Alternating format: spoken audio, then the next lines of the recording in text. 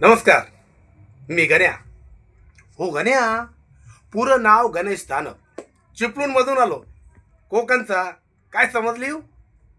ती गावची माती, त्या पावसाचा वास अजूनही आठवून मला शांत वाटतं.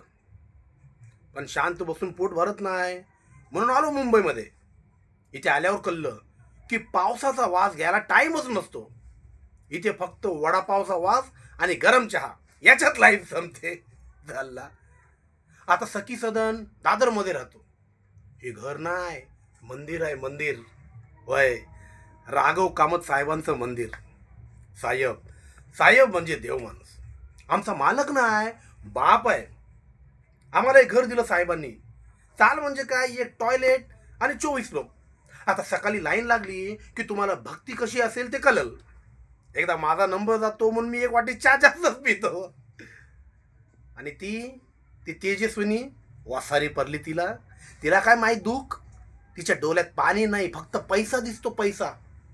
ती आली की चालीतले कबूतर पण गुरगुर करत नाही, लाख लाख करतात. साहेबांचं घर, साहेबांची चाल, साहेबांची माणसं सगळं विकायचंय तिला.